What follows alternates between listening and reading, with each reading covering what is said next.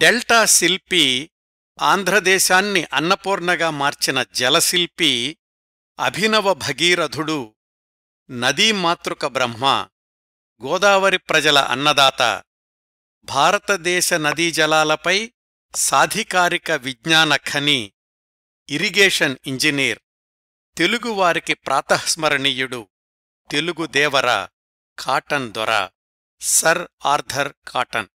ఆయన జీవనరేఖలు ఈనాటి టాక్షో అంశం. ఇప్పుడు నేను చెప్పినవన్నీ ఈ బిరుదులు, విశేషణాలు వివిధ సందర్భాల్లో వివిధ ప్రముఖులు ఆర్థర్ కాటన్ గురించి ఉపయోగించినవేనండి. ఆయన పేరే ఆయన చిరునామా. గోదావరి తీర ప్రజలను, ఆంధ్రులనే కాదు, భారతదేశ ప్రజలందర్నీ ప్రత్యక్షంగానో పరోక్షంగానో ప్రభావితం చేసిన బ్రిటిష్ ఇంజనీర్. భారతదేశపు నదుల అనుసంధానం, జలవనరుల వినియోగం గురించి 170 సంవత్సరాల క్రిందటే ఆయన ప్రతిపాదించిన సిద్ధాంతాలు, విశ్లేషణలు ఆ తరువాత దశాబ్దాల్లో, శతాబ్దంలో కూడా అనేక నీటిపారుదల ప్రణాళికల్ని అమలుపరచడానికి అత్యంత కీలకమైన పాత్ర పోషించాయి. గోదావరిపై ధవళేశ్వరం ఆనకట్ట అన్న ఒక్క మాట చాలు సర్ ఆర్థర్ కాటన్ ఎవరో, ఏం చేశారో తెలుసుకోవడానికి, అభిమానించడానికి, ఆరాధించడానికి. ఇటీవల నేను ప్రసారం చేసిన 2-3 కార్యక్రమాల్లో ఒక విషయం ప్రస్తావించుకున్నాం. ఆనాటి ఈస్టిండియా కంపెనీ తరఫున భారతదేశంలో పనిచేయడానికొచ్చి నిజంగా, నిస్వార్థంగా, నిజాయితీగా భారతదేశ సర్వతోముఖాభివృద్ధి కోసం పాటుపడిన అతి తక్కువ మంది బ్రిటిష్ అధికారుల్లో, తెలుగువారి చరిత్రలో ఒక భాగమైపోయిన వారిలో ముఖ్యులు colonel Colin Mackenzie, sir Thomas Munro, CP Brown మరియు సర్ ఆర్థర్ కాటన్. వీళ్లల్లో మొదటి ముగ్గురు గురించి ఇప్పటికే సమగ్ర కార్యక్రమాలు ప్రసారం చేశాను. ఇదిగో ఆ కోవలో 4వ కార్యక్రమం సర్ ఆర్థర్ కాటన్ గురించి, ఆయన జీవనరేఖల గురించి ఈరోజు. ఈ నలుగురి జీవితాల టైం లైన్స్ని పోల్చి చూస్తే కొద్ది సంవత్సరాలు అటూ ఇటుగా colonel Colin Mackenzie, sir Thomas మన్రోలు సమకాలీనులు అని చెప్పుకోవచ్చు. ఇంగ్లండులో జన్మించిన మెకంజీ, స్కాట్లాండులో జన్మించిన థామస్ మన్రో ఇద్దరూ మధ్యవయస్కులుగానే భారతదేశంలోనే మరణించారు. ఆ కోవలోనే సిపి బ్రౌన్, సర్ ఆర్థర్ కాటన్లు సమకాలీనులు అని చెప్పుకోవచ్చు. బ్రౌన్ పుట్టింది భారతదేశంలో అయినా మరణించింది ఇంగ్లాండ్లోనే. సర్ ఆర్థర్ కాటన్ పుట్టింది, మరణించింది ఇంగ్లాండులోనే అయినప్పటికీ ఆయన చేసిన సేవలన్నీ భారతదేశంలోనే. సిపి బ్రౌన్ తెలుగు సారస్వత పరిరక్షణకు, పునరుద్ధరణకు కృషి చేస్తుంటే అదే సంవత్సరాల్లో ఆర్థర్ కాటన్ భారతదేశంలోని వివిధ ప్రదేశాల్లో ఇరిగేషన్ ప్రాజెక్టుల నిర్మాణానికి తన ఉద్యోగ జీవితాన్ని అంకితం చేశారు. బ్రౌన్, కాటన్ వీళ్ళిద్దరూ పదవీ విరమణ చేశాక స్వదేశమైనటువంటి ఇంగ్లండుకి వెళ్ళిపోయారు. వాళ్ల విశ్రాంత జీవితాల్లో కూడా భారతదేశం గురించి ఆలోచించారు, భారతదేశానికే సహాయం చేశారు. బ్రౌన్ చివరి సంవత్సరాలు ఇంగ్లండులో గడిచినా తెలుగులో పురాతన గ్రంథాల గురించి ఏ సందేహం వచ్చినప్పటికీ పండితులు ఆయన్నే సంప్రదిస్తుండేవాళ్లు. అట్లాగే ఆర్థర్ కాటన్ చివరి సంవత్సరాలు ఇంగ్లాండులోనే గడిచినా భారతదేశంలోని ఇరిగేషన్ ప్రాజెక్ట్స్లో ఎలాంటి సందేహాలొచ్చినా అధికారులు ఆయన్నే సంప్రదిస్తూ ఉండేవాళ్లు. సిపి బ్రౌన్ 86 సంవత్సరాలు జీవిస్తే సర్ ఆర్థర్ కాటన్ 96 సంవత్సరాలు జీవించారు. వీళ్లు నలుగురూ పనిచేసిన రంగాలు వేర్వేరే అయినప్పటికీ నలుగురూ కూడా తెలుగువారి జీవితాల మీద, తెలుగు ప్రాంతాల మీద చెరగని ముద్ర వేశారు. దాదాపు వాళ్ల జీవితాల్ని తెలుగువారికి, తెలుగు నేలకే అంకితం చేశారు అంటే ఏమాత్రం అతిశయోక్తి లేదు. ఇది ఆ నలుగురి గురించిన పోలికలు, సామ్యాలు. ఇంకా ఈనాటి టాక్షో కథానాయకుడు సర్ ఆర్థర్ కాటన్ విషయానికొస్తే భారతదేశంలో ఆయన పనిచేసిన సంవత్సరాల్లో ఆయన పనిచేసిన సేవల గురించి, అవి కలిగించిన సానుకూల ప్రభావాల గురించి విహంగ వీక్షణంలాగా తెలుసుకుని తరువాత ఆయన జీవన రేఖల్లోకి వెళదాం. ఆయన భారతదేశంలో పనిచేసిన 40 సంవత్సరాలు, పదవీ విరమణ తర్వాత ఇంగ్లాండులో గడిపిన మరొక 40 సంవత్సరాలు, సుమారుగా చెప్తున్నానండి. భారతదేశంలో పుష్కలంగా ఉన్న నదీ జలాలను భారతదేశ ప్రజల సంక్షేమం కోసం ఎలా ఉపయోగించాలా అనే అనుక్షణం ఆరాటపడ్డాడు, తప్పించాడు, శ్రమించాడు, ఆలోచనలకు ఆచరణాత్మక రూపమిచ్చాడు, తన కలల ఫలితాలను తెలుగువారికి పంచిపెట్టాడు. కాటన్కి నదీ జలాలు అంటే ప్రవహించే బంగారం. ఆయన ఇరిగేషన్ ఇంజనీరుగా పదవీ బాధ్యతలు చేపట్టిన తొలి దశాబ్దంలో కావేరీ జలాల నియంత్రణ గురించి అధ్యయనం చేశాడు. ఎప్పుడో 2వ శతాబ్దంలో కావేరీ నది మీద చోళరాజు నిర్మించిన గ్రాండ్ ఆనకట్టను పునరుద్ధరించాడు, ఆధునీకరించాడు. దీని స్ఫూర్తితో కాలరూన్ నది మీద మరొక ఆనకట్ట నిర్మించాడు. మద్రాసు నౌకాశ్రయ నిర్మాణ కార్యక్రమాన్ని రూపొందించాడు. విశాఖపట్టణాన్ని సముద్రపు అలల ధాటి నుంచి రక్షించుకోవడానికి ప్రణాళికలు రచించి అమలుపరిచాడు కూడా. విశాఖపట్నంలో నౌకాశ్రయ నిర్మాణానికి గల సానుకూల అంశాల గురించి సమగ్ర నివేదిక తయారుచేశాడు. ఇంకా గోదావరి ఆనకట్ట గురించి ప్రత్యేకంగా చెప్పుకోవాల్సిన అవసరమేముంది? సర్ ఆర్థర్ కాటన్ భారతదేశంలోని మిగతా ప్రాంతాల్లో చేపట్టిన ప్రణాళికలన్నీ ఒక ఎత్తైతే గోదావరి ఆనకట్ట ఒక్కటే ఇంకొక ఎత్తు అని చెప్పుకోవచ్చు. కృష్ణానది ఆనకట్ట గురించి ప్రాథమిక సర్వే చేసి నివేదిక తయారుచేశాడు. దాని ఆధారంగా కృష్ణానది మీద ఆనకట్ట నిర్మాణం జరిగింది. కాటన్ చేసిన కృషి కొద్ది ఆనకట్టలకే పరిమితం కాలేదండి. భారతదేశంలోని నదులన్నింటినీ ఎలా అనుసంధానం చెయ్యొచ్చో ఆచరణీయమైన ప్రణాళికగా రూపొందించాడు. విశ్రాంత జీవితంలో కూడా ఇదే అధ్యయనం, ఇదే విశ్లేషణ. తన 74 సంవత్సరాల వయసులో ఇంగ్లాండులో ఉండి కూడా భారతదేశపు నదుల గురించి విశ్లేషిస్తూ పేపర్లు రాసి ఇంజనీర్ల సమావేశంలో ప్రకటిస్తూ ఉండేవాడు. ఆ క్రమంలో తన అధ్యయనాన్ని భారతదేశానికే పరిమితం చెయ్యకుండా ఈజిప్టు, సూడాన్ ఇంకా ఇతర దేశాల్లోని జనవనరుల్ని సమర్థవంతంగా ఎలా ఉపయోగించవచ్చో కూడా విశ్లేషించాడు. భారతదేశం లోపల ప్రవహించే నదులే కాకుండా భారతదేశంలోని నదీ వ్యవస్థను, చైనాలోని నదీ వ్యవస్థల్ని కూడా ఎలా అనుసంధానం చెయ్యొచ్చో చెప్పాడు. తను చేసిన కృషి ఫలితాలను తన జీవితకాలంలోనే పూర్తిగా చూడగలిగిన అదృష్టవంతుడు కాటన్. భారతదేశపు ప్రజలు ఆయన చేసిన సేవలకు ఎంతగానో కృతజ్ఞులై ఆయన్ని ప్రశంసిస్తుంటే అప్పట్లో మారినటువంటి బ్రిటిష్ ప్రభుత్వం మాత్రం గోదావరి ఆనకట్ట నిర్మాణమైన 20 ఏళ్ల తర్వాత అసలు నువ్వెందుకీ పనిచేశావు, దీనికైన ఖర్చెంత, వచ్చిన లాభమెంత, మనకొచ్చిన ఆదాయమెంత చెప్పమని ఒక విధంగా సంజాయిషీ ఇవ్వమని కమిటీ ముందుకు పిలిచింది. వాళ్లడిగిన వందలాది ప్రశ్నలకు తన 75 సంవత్సరాల వయసులో తడుముకోకుండా సవివరంగా సమాధానాలిచ్చి వాళ్ల నోళ్లు మూయించాడు. ఇవన్నీ ఆయన చేపట్టిన జలవనరుల ప్రణాళికల్లో భాగమైతే సర్ ఆర్థర్ కాటన్ ఆలోచనలు కేవలం జలవనరులకే పరిమితం కాలేదు.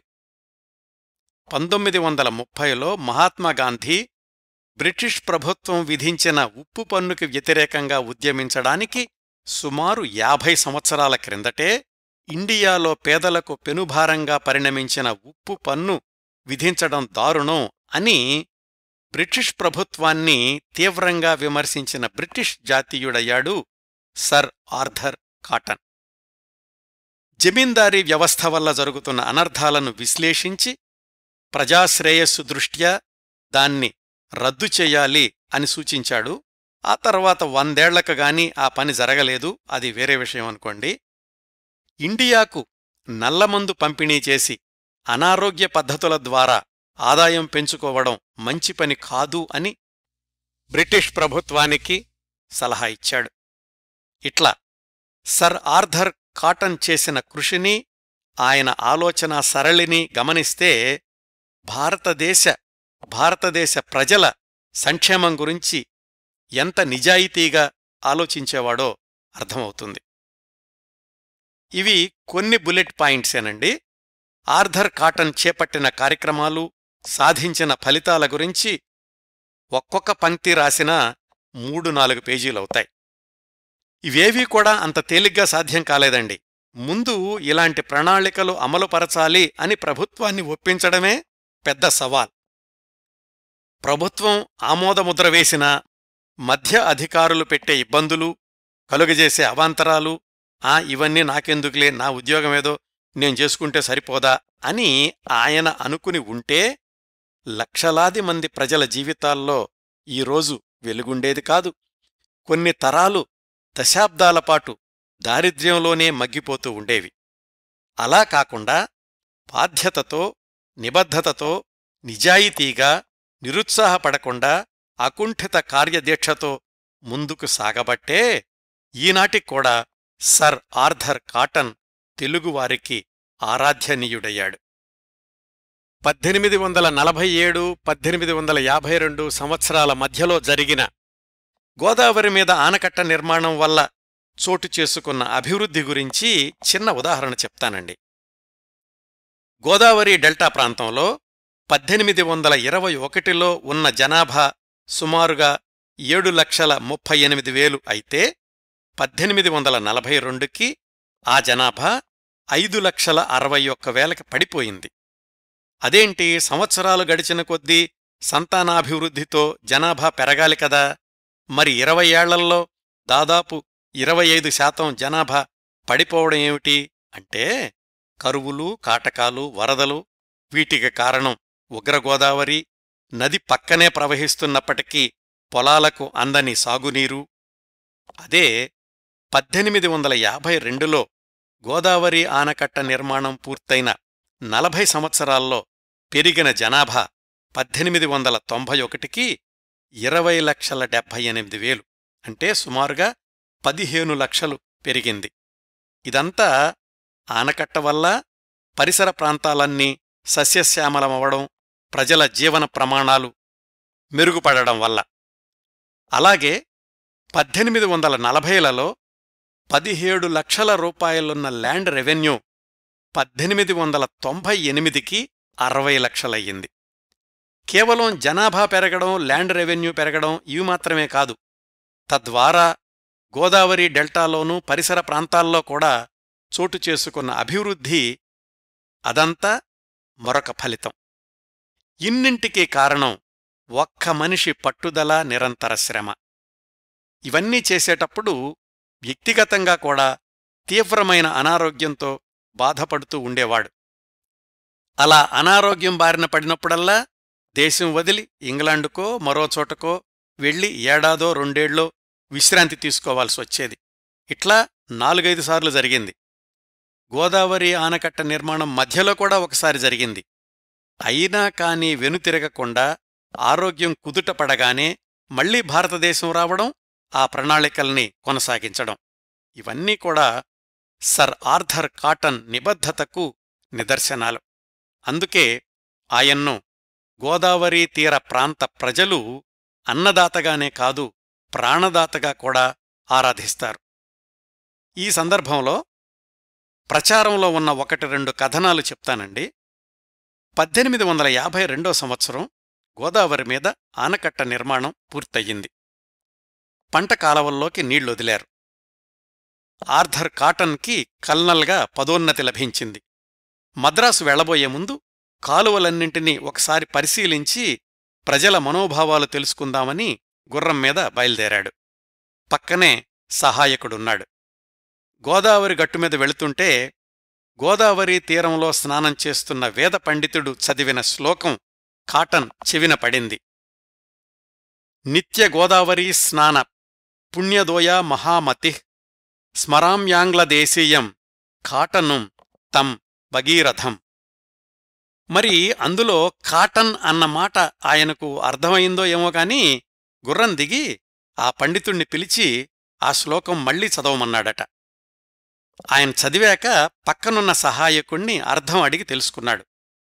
పవిత్ర గోదావరీ జలాలతో ప్రతిరోజూ స్నానపానాదులు ఆచరించే పుణ్యఫలాన్ని మాకు ప్రసాదించిన మహానుభావుడు భగీరథుడులాంటివాడు ఆంగ్లదేశీయుడైన కాటన్ను స్మరిస్తున్నాను అని అర్థం చెప్పాడా సహాయకుడు.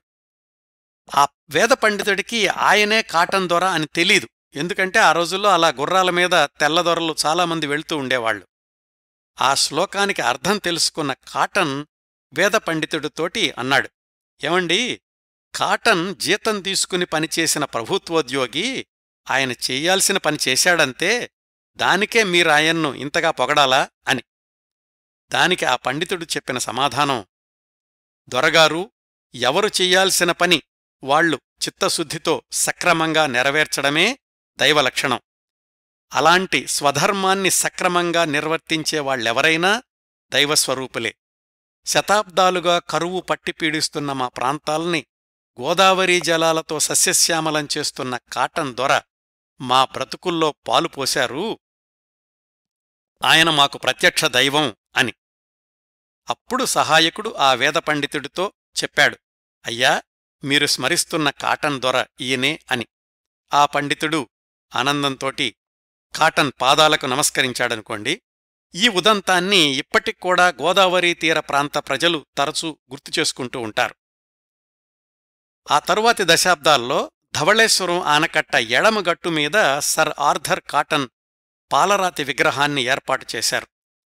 అటువైపుగా వెళ్లేవాళ్లెవరైనా సరే కాసేపు ఆ విగ్రహం ముందు నిలబడి చిత్తశుద్ధితో కాటన్ దొర విగ్రహానికి దండం పెట్టుకుని ముందుకు వెళ్లేవాళ్లు.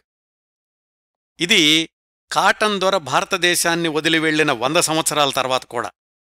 ఇదండి అందరికీ తెలిసిన సర్ ఆర్థర్ కాటన్ గురించి మన కార్యక్రమ సమగ్రత కోసం కాస్త సుదీర్ఘమైన ఉపోద్ఘాతం. ఇప్పుడు సర్ ఆర్థర్ కాటన్ జీవన రేఖల్లోకి వెళ్లబోయే ముందు ఈ కార్యక్రమ రూపకల్పన కోసం నేను సంప్రదించిన వనరుల జాబితా చెప్తాను. అంటే రెఫరెన్స్ పుస్తకాలన్నమాట. 1899లో సర్ ఆర్థర్ కాటన్ ఇంగ్లాండులో కన్నుమూశాక ఆయన కుమార్తె lady hope general sir Arthur cotton is life and works అనే సుమారు 700 పేజీల పుస్తకాన్ని 1900 సంవత్సరంలోనే ప్రచురించారు. అందులో కేవలం వాళ్ల నాన్నగారు అంటే కాటన్ తన తల్లికి, సోదరులకు, కుటుంబ సభ్యులకు రాసిన ఉత్తరాలే కాకుండా కాటన్కి ఇతరులు రాసిన ఉత్తరాలు కూడా జతచేశారు. ఆ తర్వాత సర్ ఆర్థర్ కాటన్ గురించి ఎవరు ఏ భాషలో ఎన్ని పుస్తకాలు రాసినా అన్నింటికీ మూలం లేడీ హోప్ రాసిన ఈ ఉద్గ్రంథమే. archive.orgలో ఆ పుస్తకం లభిస్తోంది, మీరు కూడా చదవచ్చు. మద్రాస్ ఫెమైన్ అని సర్ ఆర్థర్ కాటన్ జీవించి ఉండగా ప్రచురించిన 45 పేజీల పుస్తకం కూడా చదివాను. ఇంకా తెలుగులో సిద్ధాని నాగభూషణం గారు రాసిన అన్నదాత ఆర్థర్ కాటన్ అన్న పుస్తకము, తెలుగు విశ్వవిద్యాలయం వాళ్లు 1989లో ప్రచురించిన కొత్తపల్లి వీరభద్రరావు గారు రాసిన సర్ ఆర్థర్ కాటన్ అనే పుస్తకము, సర్ ఆర్థర్ కాటన్ 200వ జయంతి సందర్భంలో 2005లో చెరుకూరి వీరయ్య గారు రాసిన తెలుగుదేవరా కాటన్ దొర అనే పుస్తకము చదివాను. 1968లో ఉద్ధంరాజు రామంగారు ప్రచురించిన సర్ ఆర్థర్ కాటన్ ఉపన్యాసాల ఆంగ్ల సంపుటిని నోట్బుక్ ఎలెంతో విశ్లేషించాను. వీటన్నింటి నుంచి కొద్ది సమాచారాన్ని అవసరమైనంత మేర తీసుకుని మళ్లీ ఆ సమాచారాన్ని లేడీ హోప్ రాసిన 700 పేజీల పుస్తకంలోని అంశాలతో సరిచూసి వాటన్నింటినీ ఒక క్రమపద్ధతిలో అమర్చి మనదైన కథనంతో ఈ కార్యక్రమాన్ని రూపొందించి మీ ముందుకు తీసుకొస్తున్నాను. ఆ పుస్తక రచయితలందరికీ హృదయపూర్వకంగా ధన్యవాదాలు తెలియచేస్తున్నాను. ఇంకా ప్రధాన కార్యక్రమంలోకి ప్రవేశిద్దాం. ఆర్థర్ కాటన్ తండ్రి పేరు హెన్రీ కావెలీ కాటన్. వాళ్ల ఊరు లండన్కి 200 మైళ్ల దూరంలో ఉన్న కాంబర్మేర్ అనేది. శతాబ్దాల క్రిందట మత గురువులు నివసించిన ప్రదేశం అది. ఆయన తల్లిదండ్రులకు ఆర్థర్ కాటన్ 10వ సంతానం. వాళ్ల అమ్మానాన్నలకి మొత్తం 12 మంది సంతానం, 6 అబ్బాయిలు 6 అమ్మాయిలు. విచిత్రంగా వాళ్ల నాన్న కూడా వాళ్ల తాతకి 10వ సంతానమే. సర్ ఆర్థర్ కాటన్ జన్మించింది 1803 మే 15వ తారీఖు. కాటన్ వంశం తరతరాలుగా ఇంగ్లాండులో ప్రసిద్ధి చెందిన వంశమే. ఆ వంశంలో రాజాదరణ పొంది ఆస్తులు సంపాదించిన వాళ్లున్నారు, మతగురువులున్నారు. ఈ వంశస్థులందరికీ రాజభక్తి కూడా చాలా ఎక్కువ.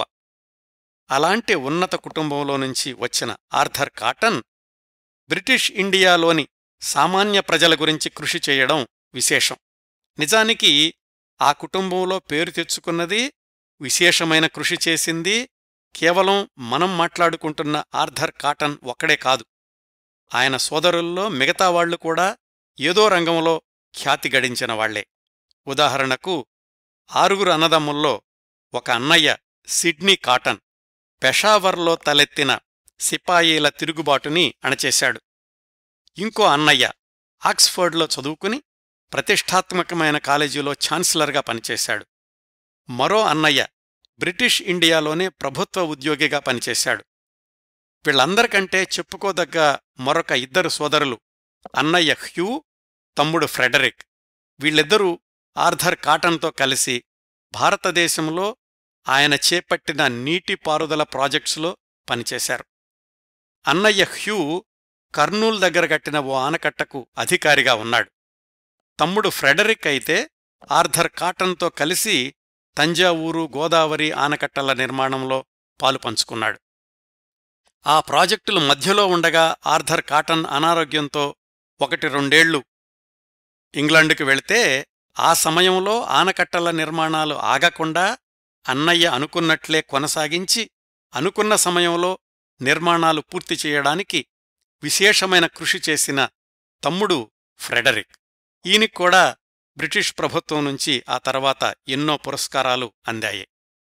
ఇంకా ఆర్థర్ కాటన్ బాల్యం విషయానికొస్తే ఆయన వ్యక్తిత్వం మీద బలమైన ముద్ర వేసింది తల్లి. ఏదైనా పని మొదలుపెడితే విజయవంతంగా పూర్తి చేసేదాకా ఆపకపోవడం, క్రమశిక్షణ, నీతి, నిజాయితీ ఇలాంటివన్నీ కూడా తల్లి నుంచి సంక్రమించినటువంటి గుణాలే. చిన్నప్పట్నుంచి ఆర్థర్ కాటన్కి జిజ్ఞాస ఎక్కువ. కాలువలన్నా, కాలువలోని నీళ్లన్నా అమితమైన అభిమానం. ఆయన బాల్యంలో జరిగిన 1-2 సంఘటనలు. ఒకసారి ఆర్థర్ తల్లి, తను, అక్కాచెల్లెళ్లతో కలిసి నడిచి వెళుతుంటే రోడ్డు పక్కన ఉన్న కాలవలో ఎర్రరంగు నీళ్లు ప్రవహిస్తున్నాయట. ఏమిటా అని వాళ్ల అమ్మ వాళ్లు ఆశ్చర్యపడుతుంటే ఆర్థర్ అక్కడ్నుంచి మాయమయ్యాడు. 2-3 గంటల తర్వాత ఇంటికొచ్చి అమ్మతో చెప్పాడు, 4 మైళ్ల అవతల రంగులతో పనులు జరుగుతున్నాయి, అక్కడ కలిసిన రంగుల వల్ల మనం చూసిన కాలవలో నీళ్లు ఎర్రగా ఉన్నాయి అని. అట్లా ఉండేదండి బాల్యంలోనే ఆర్థర్ కాటన్ జిజ్ఞాస. వర్షం రోజుల్లో అన్నదమ్ములతో కలిసి బయటికెళ్తే అందరికంటే వెనకాలుండేవాడు ఆర్థర్. కాసేపయ్యాక సోదరులతో కలిసేవాడు. ఏం చేస్తున్నావురా వెనకాల అంటే, వాననీళ్లతో కాలువలు చేస్తున్నాను అని సమాధానం చెప్పేవాడు.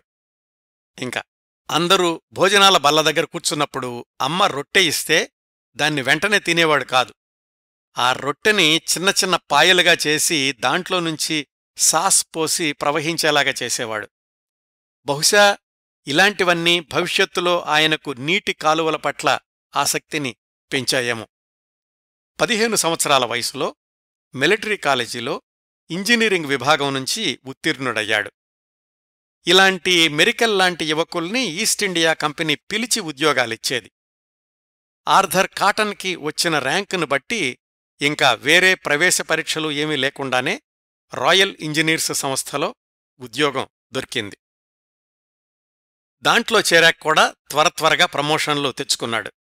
1820లో అంటే తన 17 సంవత్సరాల వయసులో ఇంగ్లాండు దగ్గర్లో ఉన్న బ్రిటిష్ దీవుల సర్వే మ్యాపులు తయారుచేసే పనిని అప్పగించారు. సరైన రవాణా సదుపాయాలు లేకుండా ఒంటరి ప్రాంతాలకు వెళ్లి ఆ దీవులన్నీ తిరిగి తనకు అప్పగించిన పనుల్ని విజయవంతంగా పూర్తిచేశాడు అంత చిన్న వయసులోనే. ఇలాంటి చిన్న చిన్న బాధ్యతల తర్వాత 1821 మేలో తన 18 సంవత్సరాల వయసులో ఈస్ట్ ఇండియా కంపెనీ వాళ్లు మిలిటరీ ఇంజనీరుగా బ్రిటిష్ ఇండియాకి అంటే భారతదేశానికి పంపించారు. 4 నెలల సముద్రయానం తర్వాత 1821 సెప్టెంబర్లో మద్రాసులో అడుగుపెట్టాడు ఆర్థర్ కాటన్. ఆ రోజునుంచి 40 సంవత్సరాల పాటు మధ్య మధ్యలో అనారోగ్యరీత్యా 4-5 సార్లు గైర్హాజరైన సంవత్సరాల్లో తప్ప ఆర్థర్ కాటన్ ఉద్యోగ జీవితమంతా భారతదేశంలోనే గడిచింది. మద్రాసులో దిగ్గానే చీఫ్ ఇంజనీర్ దగ్గర సహాయకుడిగా నియమించారు. మొట్టమొదట 5 నెలలు మద్రాసులోనూ చుట్టుపక్కలా జరుగుతున్న సివిల్ నిర్మాణం పనుల్ని పరిశీలించి అర్థం చేసుకోవడం, అది ఆయన మొదటి ఉద్యోగమన్నమాట. అలా భారతదేశంలోని పనుల శైలి ఎలా ఉంటుందో ఒక అవగాహన తెచ్చుకున్నాక 1822 మే నెలలో పూర్తికాలం ఉద్యోగానికి పంపించారు. అది దక్షిణ ప్రాంతంలో చెరువులు, మరమ్మతులు, సంరక్షణ చేసే శాఖలో ఫుల్లర్టన్ అనే సూపరింటెండెంట్ ఇంజనీర్ దగ్గర సహాయకుడిగా. అక్కడ్నుంచి 2 ఏళ్లపాటు తమిళనాడులోనే పనిచేశాడు కాటన్. అప్పట్లో పాశ్చాత్య దేశాల నుంచి వచ్చే నౌకలు భారతదేశంలోని ఏ రేవుకి రావాలన్నా శ్రీలంకను చుట్టి రావాల్సొచ్చేది. అలా కాకుండా రామేశ్వరం దగ్గరున్న పాంబన్ జలసంధిని లోతు చేస్తే నౌకలు సముద్రంలో నుంచి సరాసరి భారత భూభాగానికి వచ్చే వీలు గురించి అధ్యయనం చేయడం కాటన్కి అప్పగించిన తొలి బాధ్యత. ఆ అధ్యయనం పూర్తిచేసి నివేదిక తయారుచేశాడు. ఆ జలసంధిని ఎంత లోతు చేయాలి, ఎలా చెయ్యాలి, అందులో ఎదురయ్యే సాధక బాధకాలు, వీటిని అధిగమించదగిన పద్ధతులు అన్నీ రాశాడందులో. అయితే ఎవరో ఊరూ పేరూ లేని 20 ఏళ్ల కుర్ర ఇంజనీరు రాసింది అని పై అధికారులు అప్పట్లో పెద్దగా పట్టించుకోలేదు. ఆయన ఆ వయసులోనే ప్రతిపాదించిన పనులు నిజరూపం దాల్చడానికి ఆ తర్వాత కొన్ని దశాబ్దాలు పట్టిందనుకోండి.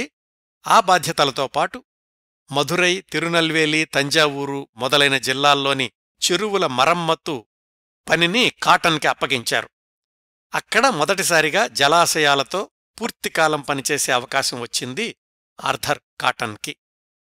కాటన్ తరువాతి సంవత్సరాల్లో ఆనకట్టలకి రూపకల్పన చేశాడు అంటే అది రాత్రికి రాత్రి వచ్చిన పరిజ్ఞానం కాదండి. దానికి ముందు ఎన్నో దశాబ్దాల అధ్యయనం, అనుభవం ఉన్నాయన్నమాట. వాటన్నింట్లోనూ తొలి కార్యక్రమం తమిళనాడులోని చెరువుల అధ్యయనం. ఇవన్నీ చేసేటప్పుడు కాటన్ వయస్సు కేవలం 20 సంవత్సరాలే. అట్లా 1 సంవత్సరం పనిచేశాక మద్రాసుకు పిలిపించారు. బర్మాలో యుద్ధ వాతావరణం మొదలవుతోంది. ఆర్థర్ కాటన్ తనే స్వచ్ఛందంగా కోరుకుని మరీ బర్మా యుద్ధంలోకి వెళ్లే బాధ్యతలు తీసుకున్నాడు. 1824 మేలో బర్మా బ్రిటిష్ యుద్ధంలో ప్రత్యక్షంగా పాల్గొన్నాడు. ఆ సమయంలో థామస్ మన్రో మద్రాసు గవర్నర్గా ఉన్నాడు. ఇంకోవైపు సిపి బ్రౌన్ బందర్లో ఉద్యోగం చేస్తూ తెలుగు సాహిత్యం చదివి అర్థం చేసుకుంటున్నాడు. మన కాటన్ 22 సంవత్సరాల యువకుడు యుద్ధరంగంలో క్రియాశీలకంగా పాల్గొంటున్నాడు ఆ సంవత్సరానికి. ఇక్కడ ఇంకొక ఆసక్తికరమైన అంశం తెలుసుకుందాం. మే నెల అనేది కాటన్ జీవితంలో అప్పటిదాకా చాలా ముఖ్యమైనదిగా అనిపిస్తుంది. ఎందుకంటే ఆయన పుట్టింది 1803 మే 15. ఇంగ్లండు నుంచి మద్రాసుకు బయలుదేరింది 1821 మే. తమిళనాడులో పనిచేయడానికి వెళ్ళింది 1822 మే. బర్మా యుద్ధంలో పాల్గొనడానికి వెళ్ళింది 1824 మే. యాదృచ్ఛికంగా ఆ ముఖ్యమైన సంఘటనలన్నీ ఆయన పుట్టిన నెలలోనే చోటు చేసుకున్నాయి. బర్మా యుద్ధంలో ముఖ్యమైన కోటల్ని ఫిరంగుల సాయంతో వశపరుచుకునే ముట్టడిలో అద్భుతమైన ధైర్యసాహసాల్ని ప్రదర్శించాడు కాటన్. ఆ యుద్ధ సమయంలో కాటన్ నైతిక జీవితంలో ముఖ్యమైన మలుపుకి దారితీసిన ఒక సంఘటన జరిగింది.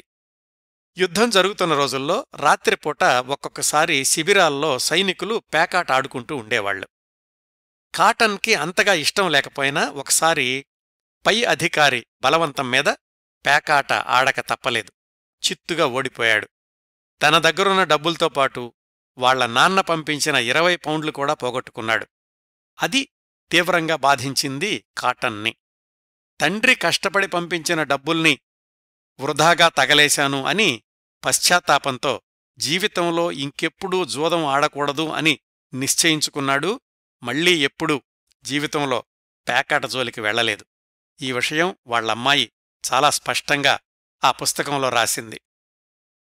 బర్మా యుద్ధం ముగిశాక మద్రాసు రాగానే ప్రమోషన్ మీద సూపరింటెండెంట్ ఇంజనీరుగా తమిళనాడు ప్రాంతానికే ఇంతకుముందు సర్వే చేసిన చోటికి పంపించారు.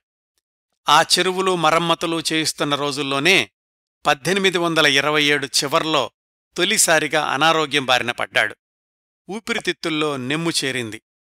దానిని జంగిల్ ఫీవర్ అంటారట. తెలుగులో మన్యం జ్వరం అని రాశారు. కొన్నాళ్లు సెలవు మీద నీలగిరి కొండల ప్రాంతానికి వెళ్లి ఆరోగ్యం కాస్త కుదుటపడ్డాక మళ్లీ ఉద్యోగంలో చేరాడు. 1828-29 ఈ రెండేళ్లల్లో చాలా పనులు చేపట్టాడు కాటన్. వాటిల్లో ఒకటి ఇంతకు ముందు తను అధ్యయనం చేసి నివేదిక పంపించిన పాంబన్ జలసంధిని లోతు చేయడం. 400 పౌండ్లు మాత్రమే గ్రాంటు చేసింది ప్రభుత్వం. వాటితోనే 2-3 అడుగుల లోతు చేయించాడు. కాని అనుకున్న మేర పూర్తి చెయ్యలేకపోయాడు. ఎందుకంటే ప్రభుత్వం అవసరమైనంత మేర గ్రాంటు ఇవ్వలేదు. దీన్నిక్కడ ఆపేసి కావేరీ నీటిపారుదల వ్యవహారాలకు పర్యవేక్షకుడిగా వెళ్లాడు. ఆ రోజుల్లో ఆయన చేపట్టిన ప్రణాళికల్లో ముఖ్యమైంది ఎప్పుడో 2వ శతాబ్దంలో కరికాళ్ల చోళుడు నిర్మించిన గ్రాండ్ ఆనకట్టను బాగుచేయడం, పేరుకుపోయిన ఒండ్రుమట్టిని కొట్టుకుపోయేలా చేయడం, ఆ ఆనకట్టకు అడుగున తూములు, వాటికి తలుపులు ఏర్పాటు చేయడం, కావేరీ నీటిని పొలాలకు మళ్లించే ప్రత్యామ్నాయాలు కనుక్కోవడం, వీటన్నింటికీ ప్రతిపాదనలు పంపించి తనకు కావాల్సిన నిధుల్ని తెచ్చుకోగలిగాడు. 1830 జనవరిలో పనులు ప్రారంభించాడు. కాని మళ్లీ జంగిల్ ఫీవర్ తిరగబెట్టింది. ఈసారి దీర్ఘకాలం విశ్రాంతి అవసరమని వైద్యులు సలహా ఇచ్చారు. సరిగ్గా అదే సమయంలో ఆర్థర్ కాటన్ తమ్ముడు ఫ్రెడరిక్ కాటన్ కూడా ఈస్ట్ ఇండియా కంపెనీ తరఫున బ్రిటిష్ ఇండియాకి అంటే భారతదేశానికి వచ్చాడు. అతడిక్కూడా నీటిపారుదల ప్రాజెక్టుల్లో అనుభవం ఉంది. తను మొదలుపెట్టిన గ్రాండ్ ఆనకట్ట బాగుచేసే పనుల్ని సొంత తమ్ముడికి అప్పగించి ఆర్థర్ కాటన్ 2.5 సంవత్సరాలు సుదీర్ఘ సెలవు మీద 1830 మొదట్లో ఇంగ్లండుకి వెళ్లాడు. 10 ఏళ్ల తర్వాత మళ్లీ స్వదేశం వెళ్లడం. ఈ 10 ఏళ్లలో భారతదేశంలో కష్టపడి పనిచేయడమే అలవాటైంది. కాని విలాసాల జోలికి వెళ్లలేదు. అయితే ఇప్పుడు ఇంగ్లండు వెళ్లేసరికి అక్కడ యువతీ యువకులు వేట, పేకాట, నాట్యం ఇలాంటి కాలక్షేపాల కోసం సమయం వెచ్చించడం కాటన్కి నచ్చలేదు. నగరానికి దూరంగా వాళ్లన్నయ్య చర్చిలో పనిచేసే గ్రామానికి వెళ్లి అక్కడ ప్రశాంతంగా గడిపాడు. ఈ 2.5 ఏళ్లలో ఆర్థర్ కాటన్ ఆరోగ్యం కుదుటపడడం ఒక కోణమైతే ఆయన ఆలోచనల్లో ఇంకెన్నో మార్పులు కూడా చోటు చేసుకున్నాయి. ఎక్కువ సమయం మత గ్రంథాలు చదవడం వల్లనేమో భవిష్యత్ జీవితాన్ని మానవ సేవకే వినియోగించాలి అన్న భావం మరింతగా బలపడింది.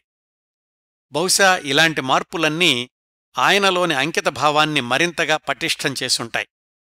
2 ఏళ్ల తర్వాత మద్రాసు చేరుకున్నాడు. అయితే ఈసారి యూరోప్ దేశాల మీదుగా ప్రయాణించాడు. ఆ సుదీర్ఘ ప్రయాణం సంవత్సరం పాటు కొనసాగింది. Belgium, France, Italy, Persian Gulf ఈ ప్రాంతాల ద్వారా సాగినటువంటి తన ప్రయాణం గురించి తల్లికి సుదీర్ఘమైన ఉత్తరంలో చాలా వివరాలు రాశాడు.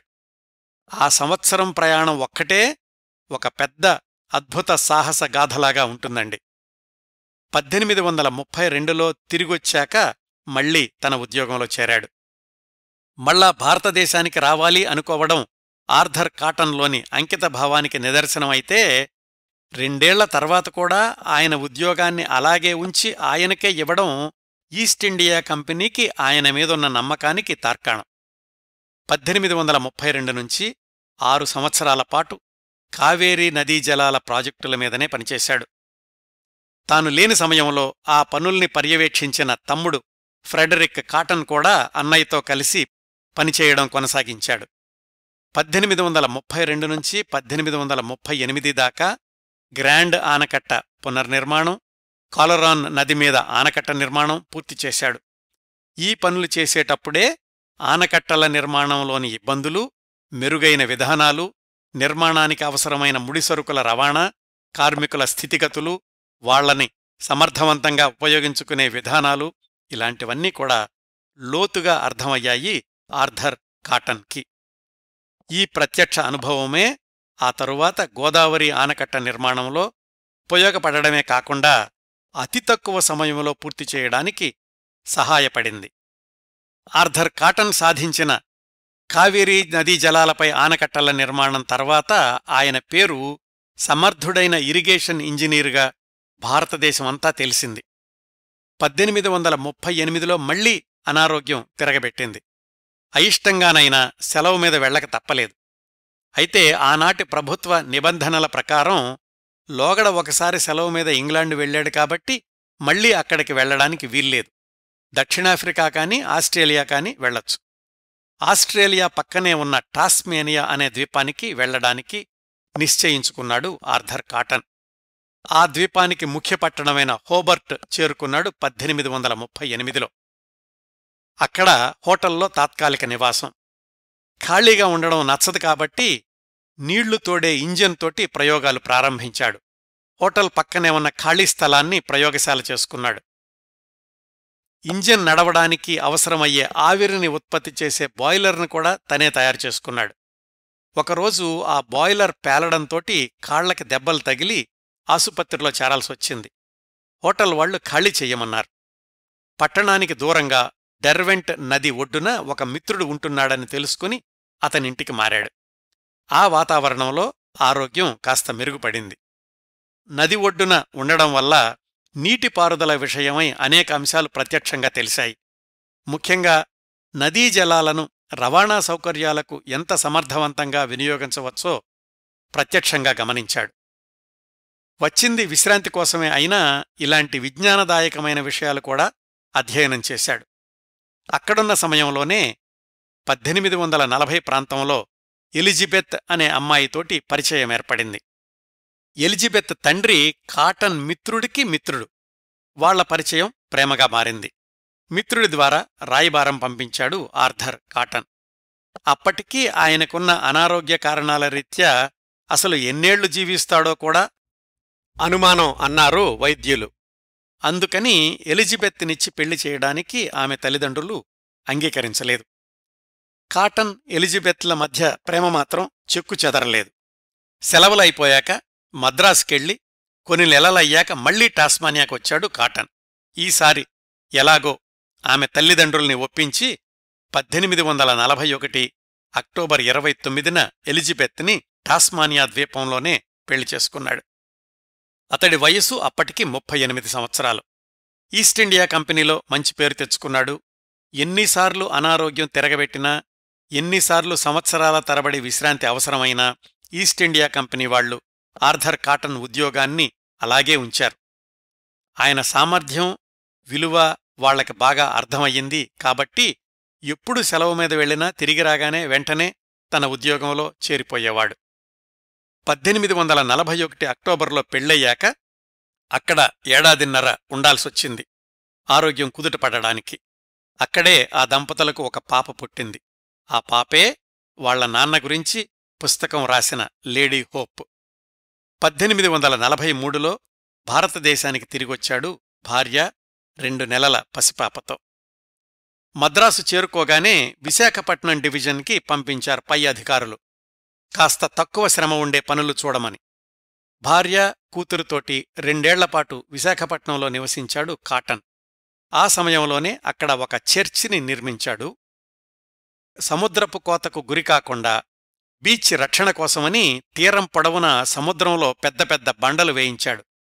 అక్కడున్న సమయంలోనే విశాఖపట్నంలో ఓడరేవు ఎంత ముఖ్యమో, దాన్ని ఎలా నిర్మించవచ్చో ఒక సమగ్ర ప్రణాళిక తయారుచేసి ప్రభుత్వానికి సమర్పించాడు. అది కార్యరూపం దాల్చడం మరొక 60 సంవత్సరాలు పట్టడం అదంతా వేరే కథనుకోండి. కాస్త శారీరక శ్రమ తక్కువ ఉండే పనులవడం వల్ల ఆ 2 ఏళ్లలో ఆరోగ్యం మెరుగుపడింది. ఇంత సుదీర్ఘమైన అనుభవం తర్వాత సర్ ఆర్థర్ కాటన్ని తెలుగువారి సంస్కృతిలో ఒక భాగం చేసిన గోదావరి ఆనకట్ట నిర్మాణానికి పునాది పడింది. అది కూడా అంత తేలిగ్గా సాధ్యపడలేదు. ఆ ప్రాజెక్టు వివరాలు తెలుసుకుందాం. ఆనాటి ఈస్టిండియా ప్రభుత్వం కృష్ణా గోదావరి నదుల వైపు దృష్టి సారించడానికి ముఖ్య కారణమేంటంటే, ఆ ప్రాంతాన్ని వరుసగా చిందరవందర చేసిన, నాశనం చేసిన కరువు కాటకాలు. మన ఆర్థర్ కాటన్ కార్యరంగంలోకి దూకిన 1845 ప్రాంతాల కంటే ముందే, చాలా ముందే 1779 నుంచి జాన్ సలేవాన్ అనే అధికారి, లెఫ్టినెంట్ రెనన్ అనే అధికారి మద్రాసు గవర్నర్కి కృష్ణా గోదావరి నదీ జలాల్ని సద్వినియోగం చేసుకోవాల్సిన అవసరం ఎంతైనా ఉంది అని నివేదికలు పంపించారు. 1791లోనే భయంకరమైన కరువొచ్చింది. వేలాది ఎకరాల్లో పంట నష్టం కలిగింది. గుంటూరు పరిసర ప్రాంతాలన్నీ శ్మశానాన్ని తలపించాయి. ఆ పరిస్థితుల్ని కళ్లారా చూసిన మేజర్ బీన్స్టన్ అనే అధికారి ప్రభుత్వానికి ఇంకో నివేదిక పంపాడు. భవిష్యత్తులో ఇలాంటివి రాకుండా అరికట్టాలంటే కృష్ణా గోదావరి జలాల్ని సద్వినియోగం చేసుకోవాలి అని. అయినా కాని శిస్తు వసూళ్లలో ఉన్న శ్రద్ధ అభివృద్ధి కార్యక్రమాల మీద పెట్టకపోవడంతోటి ప్రభుత్వంలో కదలిక రాలేదు. మళ్ళీ 1832-33 సంవత్సరాల్లో మరొక ఘోరమైన కరువు కృష్ణా గోదావరి పరిసర ప్రాంతాల్ని కబళించింది. దాన్ని నందనక్షామం అనేవాళ్లట. గుంటూరు సీమలో అయితే ప్రతి 5గురికి 2, గోదావరి సీమలో ప్రతి 4గురికి 1 మరణించారు. ప్రజల బ్రతుకు దుర్భరమైపోయింది. ఉన్న ఆస్తినంతా తెగనమ్ముకుని కొందరు బతుకుతెరువు కోసమని మద్రాసు వైపు వెళ్లిపోయారు. రోడ్లన్నీ మృతకళేబరాలతో నిండిపోయాయి. ఆకలి మంటల్ని తట్టుకోలేక ఆడపిల్లల్ని నైజాం బేరగాళ్లకి అమ్ముకున్నారు. మేత నీరు లేక పశువులన్నీ చచ్చిపోయాయి. దోపిడీలు దొంగతనాలు పెరిగిపోయాయి. ఇదంతా 1832-33 ప్రాంతాల్లో. ఇంత దుర్భర పరిస్థితులు తాండవించిన ప్రాంతాల్లో కృష్ణా గోదావరి నదులున్నాయి. వాటి జలాలు సద్వినియోగం కావడం లేదంతే. ఈ కరువు ద్వారా ప్రభుత్వం కాస్త కళ్ళు తెరిచింది. దీనిక్కూడా కారణం ఉందండి. ఈ కరువుల వల్ల పంటలు తగ్గిపోయి ప్రభుత్వ ఆదాయం పడిపోయింది. మళ్లీ ఆదాయంలో గండి పడేసరికి ప్రభుత్వం అధికారుల్ని అప్రమత్తం చేసి ఏం చెయ్యాలో చెప్పండి అంది.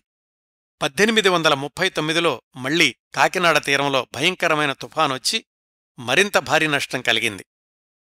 1839లో కృష్ణా మండలానికి సివిల్ ఇంజనీరుగా ఉన్న కెప్టెన్ బకుల్ అంతవరకు వివిధ అధికారులు తయారుచేసిన నివేదికల్ని ఒకచోట చేర్చి ప్రభుత్వానికి పంపించాడు.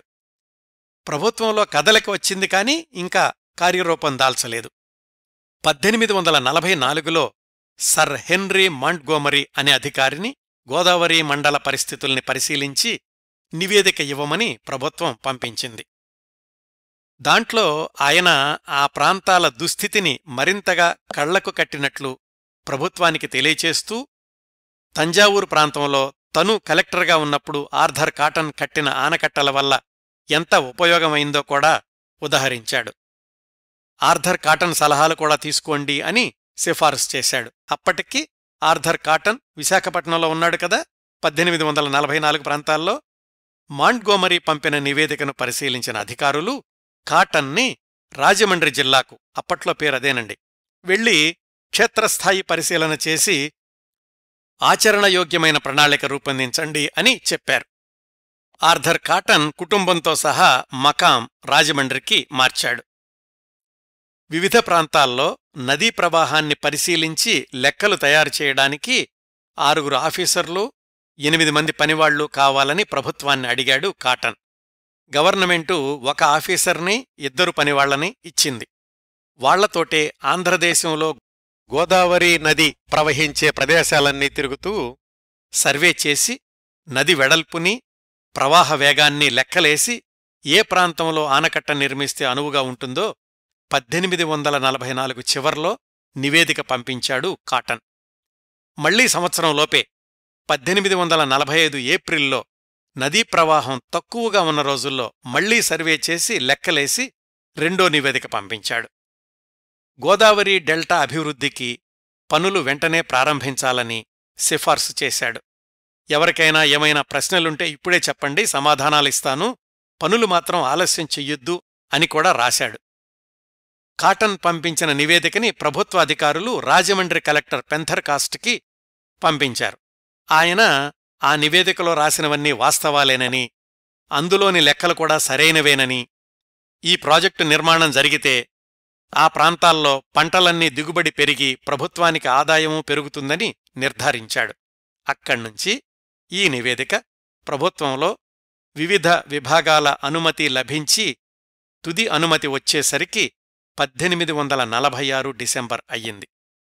ఆ తర్వాత 4 నెలలకి 1847 ఏప్రిల్ ప్రాంతంలో గోదావరి ఆనకట్ట పనులు మొదలయ్యాయి. అదండి, గోదావరి ఆనకట్ట నిర్మాణం ప్రారంభం కావడం వెనకాల ఇంత సుదీర్ఘమైన చరిత్ర ఉంది. ఇంకా బ్యారేజీ నిర్మాణం జరిగిన విధానం అయితే అదొక్కటే సుదీర్ఘమైన, స్ఫూర్తిదాయకమైన, ఉత్తేజపూరితమైన ఎపిసోడ్ అవుతుంది. సమయాభావం వల్ల కొన్ని విశేషాలు మాత్రం, ముఖ్యంగా ఆనకట్ట నిర్మాణం ప్రారంభం ఎలా అయిందో చెప్తాను. తయారీకి అవసరమైన పనుల జాబితా ఇలా ఉంది. ఆర్థర్ కాటన్ రాసింది. ఇనుప పనులు చేసే వర్క్షాపులు, పనివాళ్లకి ఇళ్లు కట్టడం, ఇటుకలు కాల్చే బట్టీలు, సున్నం బట్టీలు, రాళ్ల తవ్వకాలు, రాళ్లు చెక్కడం, కలప పనులు, బొగ్గు తయారీ, వడ్రంగం పనులు, ఇలాంటివన్నీ కావాలని. ఈ జాబితా ఇంకా చాలా పొడవుంటుందండి. పనులు మొదలవగానే చుట్టుపక్కల కొద్ది మైళ్ల దాకా ఉన్న ప్రదేశాలన్నీ కార్మికులతో కిటకిటలాడుతూ ఉండేవి. కాటన్కి సహాయకుడిగా ఒక సబ్ కలెక్టర్ని నియమించారు. ఆయన బాధ్యతలేమిటంటే జిల్లాల్లో 4 మూలల నుంచి పనివాళ్లని రప్పించడం, కావలసినంత కలప, బొగ్గు మొదలైనవి తయారు చేయించడం, ఇలాంటివన్నీ. ఇట్లాంటి పనులు అలవాటు లేకపోవడం వల్ల మొదట్లో ఎక్కువ మంది కూలీలు వచ్చేవాళ్లు కాదట. అందుకని వచ్చిన వాళ్లందరికీ పనుండేది. నెమ్మది నెమ్మదిగా అసలు ఆనకట్ట నిర్మాణం అంటే ఏమిటో అర్థమై, మోసం లేకుండా జీతాలిస్తున్నారు అని తెలిసాక ఎక్కువ మంది రావడం మొదలయ్యింది. మామూలు సమయాల్లో రోజుకి 500-600 మంది పనిచేస్తే, పని తీవ్రస్థాయిలో ఉన్నప్పుడు 10,000 మంది కూడా ఉండేవాళ్లట. ఆదివారం సెలవు, శనివారం మధ్యాహ్నమే ఆదివారానికి కూడా కలిపి కూలీ డబ్బులు ఇచ్చేస్తుండేవాళ్లు. ఇట్లా మొదలయింది ఆనకట్ట నిర్మాణం. ఆర్థర్ కాటన్ నెలవారీ పురోగతి రిపోర్టు పై అధికారులకు పంపిస్తుండేవాడు. మనం గుర్తుపెట్టుకోవాల్సింది, ఇదంతా జరిగింది 180 సంవత్సరాల క్రిందట. రవాణా సౌకర్యాలు, కమ్యూనికేషన్ సదుపాయాలు, వైద్య సౌకర్యాలు సరిగ్గా లేని రోజుల్లో.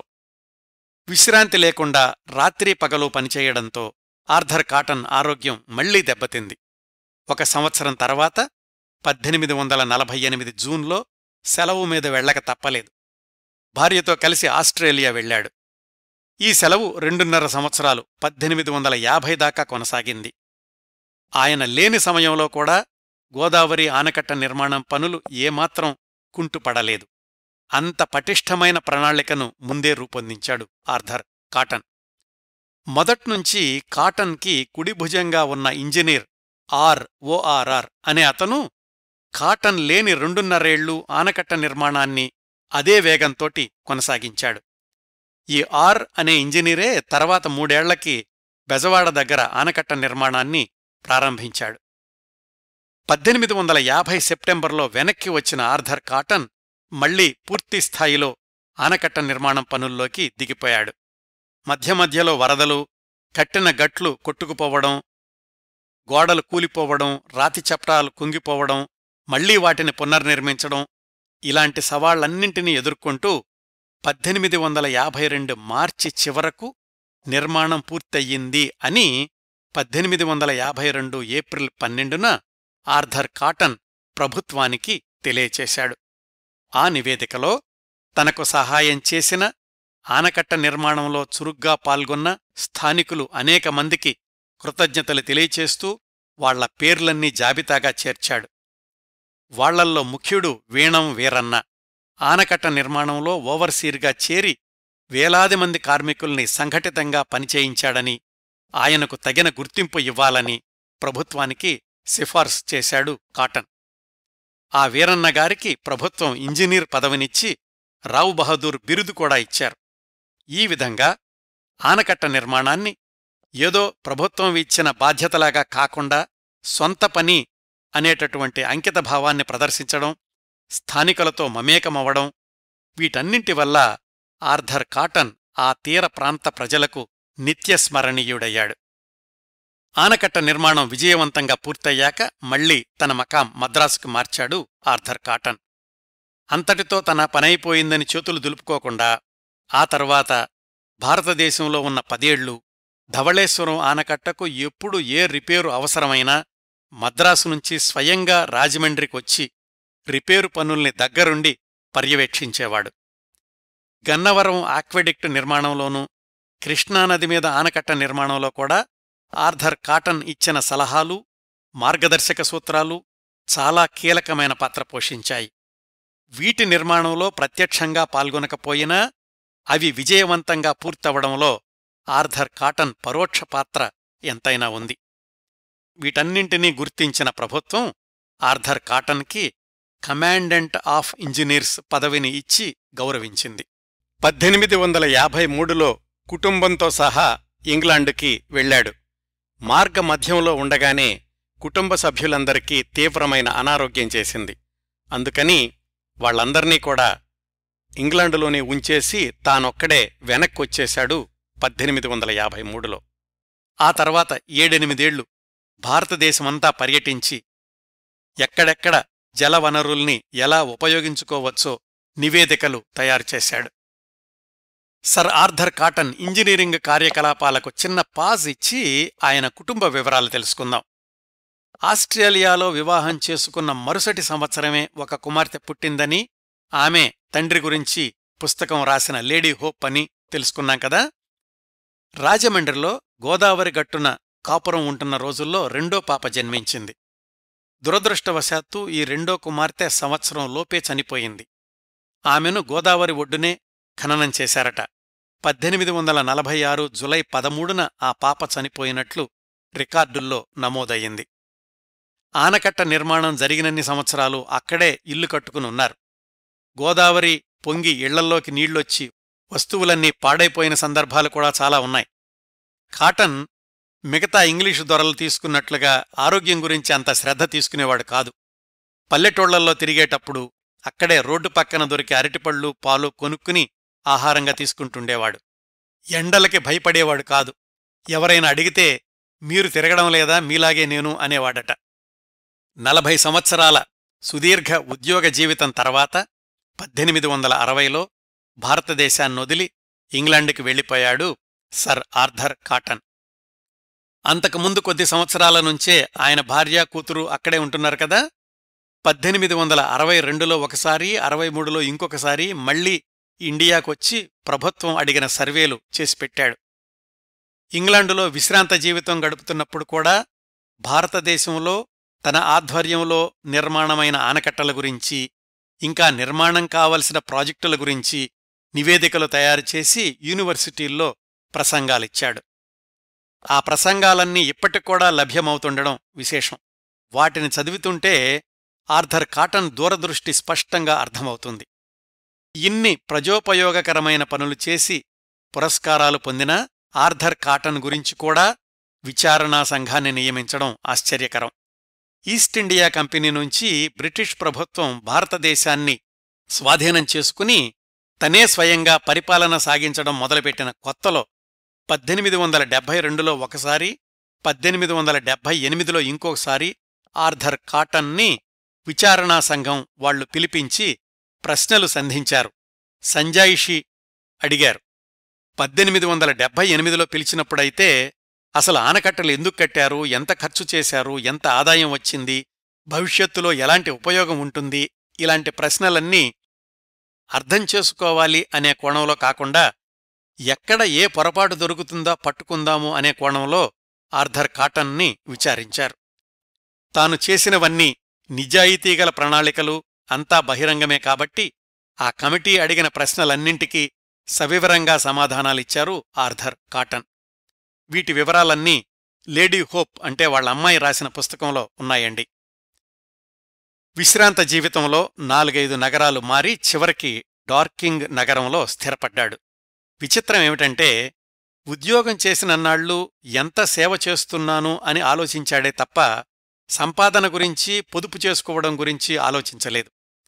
చివరి రోజుల్లో అంటే ఆయనకు 80-85 సంవత్సరాల వయసులో కూడా సొంత ఇల్లు లేకపోతే బావమరుదులు ఆయనకు ఇల్లు కట్టించి ఇచ్చారట. ఆ తరువాత 90 సంవత్సరాల వయసులో తన ఇద్దరు సోదరుల మరణం ఆయన్ని బాగా కుంగదీసింది.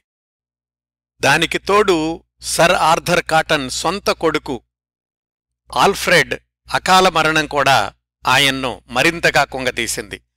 ఆఫ్ఘనిస్తాన్, మధ్య ఆసియా సరిహద్దుల్లో మిలిటరీ కార్యక్రమాల్లో ఉంటుండేవాడు సొంత కొడుకు. వివాహం కూడా అయ్యింది. మిలిటరీ కార్యకలాపాల వల్ల తన ఆరోగ్యం చెడిందని తన భార్యతో క్రిస్మస్కు ఇంటికి వస్తున్నానని ఉత్తరం రాశాడు. వృద్ధులైనటువంటి తల్లిదండ్రులు అంటే సర్ ఆర్థర్ కాటన్, భార్య ఎలిజబెత్ కొడుకు రాక కోసం ఎదురుచూస్తున్నారు. అయితే అతడు మార్గమధ్యంలోనే ఓడలోనే చనిపోయాడు. కొడుక్కి కోడలికి స్వాగతం చెప్పాల్సిన కాటన్ దంపతులు భర్తను పోగొట్టుకున్న కోడల్ని ఎదుర్కోవాల్సొచ్చింది. ఇలాంటివన్నీ కూడా చివరి రోజుల్లో సర్ ఆర్థర్ కాటన్ ఆరోగ్యం మీద ప్రతికూల ప్రభావాన్ని కలుగచేశాయి. 1899 జూన్ నుంచి ఆరోగ్యం బాగా దిగజారింది. 1899 జూలై 24న 96 సంవత్సరాల పరిపూర్ణ జీవితాన్ని ముగించుకుని ఈ లోకం నుంచి నిష్క్రమించాడు సర్ ఆర్థర్ కాటన్. భౌతికంగా మరణించిన చరిత్ర పుటల్లో ప్రజల హృదయాల్లో శాశ్వతంగా నిలిచిపోయే ప్రముఖుల్లో ఒకరు sir Arthur Cotton. Sir Arthur కాటన్ని ఎవరు మర్చిపోయినా గోదావరి ప్రాంత ప్రజలు మాత్రం ఎప్పటికీ మర్చిపోలేరు. గోదావరి ప్రాంతంలో పండే ప్రతి ధాన్యపు గింజ మీద సర్ ఆర్థర్ కాటన్ పేరు అలిఖితంగా ఉంటుంది. ఉత్సాహం, సాహసం, ధైర్యం, బుద్ధి, శక్తి, పరాక్రమః షడేతే యత్ర తిష్టంతి తత్ర దేవోపి తిష్టతి. ఉత్సాహము, సాహసము, ధైర్యము, సద్బుద్ధి, శక్తి, పరాక్రమము అనే 6 గుణాలు ఎక్కడ ఉంటాయో అక్కడ దైవం ఉంటుంది అనే ఈ శ్లోకం అందరికీ వర్తిస్తుంది.